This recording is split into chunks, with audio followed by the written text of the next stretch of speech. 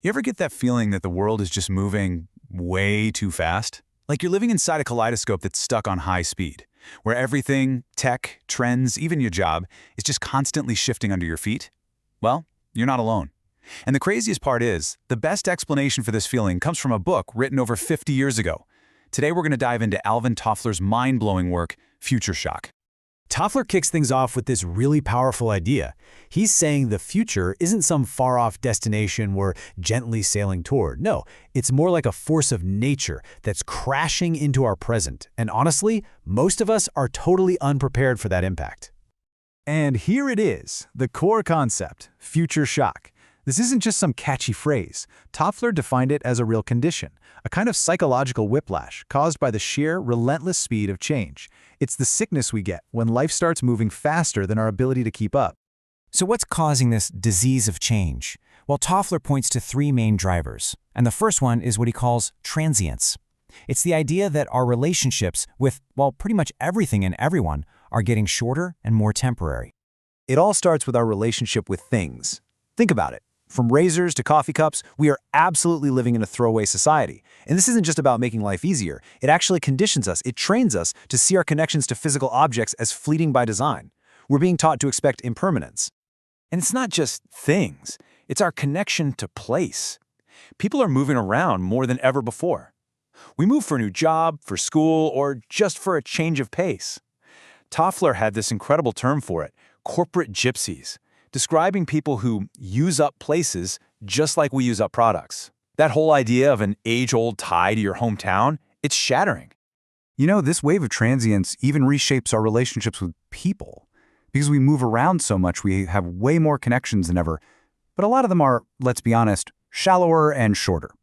In a weird way, we get really good at making friends fast, but we also become experts at saying goodbye. And finally, our relationship with organizations is changing. That stable, lifelong career in a rigid company, it's basically vanishing.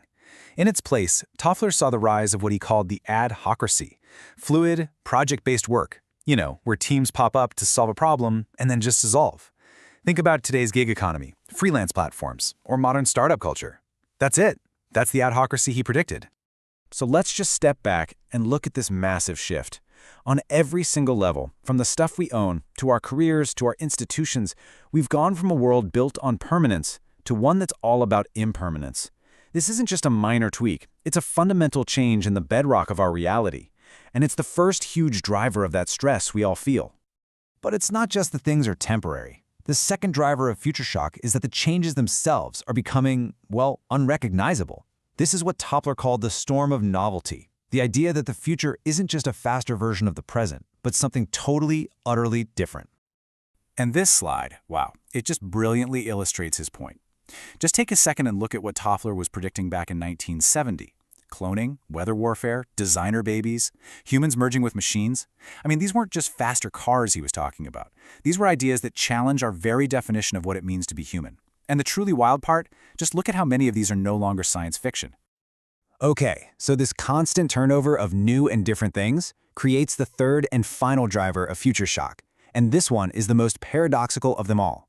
The problem isn't a lack of freedom or choice. It's the exact opposite.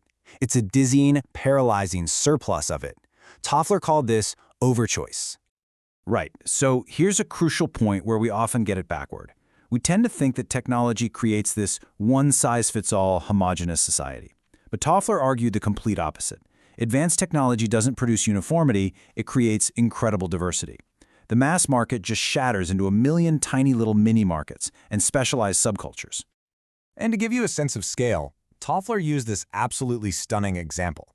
Back in the late 1960s, if you wanted to order a Ford Mustang, how many different combinations of options could you choose from? This many, 25 million. And that was half a century ago. Sound familiar? Have you ever spent like 20 minutes just trying to pick a movie on Netflix? That feeling right there, that's overchoice, and it leads to decision paralysis. So we're dealing with accelerating transience, unprecedented novelty, and paralyzing overchoice. I know, it sounds pretty bleak, but Toffler didn't just diagnose the problem. He actually offered some strategies for survival. How in the world can we manage this constant onslaught? Toffler laid out several strategies, but here are three really key personal ones you can actually use. First, create stability zones. That means consciously holding on to certain things, places, or friendships to give yourself an anchor in the storm. Second, practice personal pacing. You have to be the one to decide when to slow down, to unplug, to control the fire hose of information. And third, develop future consciousness. Basically, actively think about what's coming next. It helps you prepare mentally instead of just constantly reacting to surprises. And you know, that's really what this all comes down to. Toffler's book from 1970 isn't just some historical document, it's a user's manual for the 21st century. By understanding these forces of change, we can go from being victims of the future to maybe its architects. The only question is, are we ready?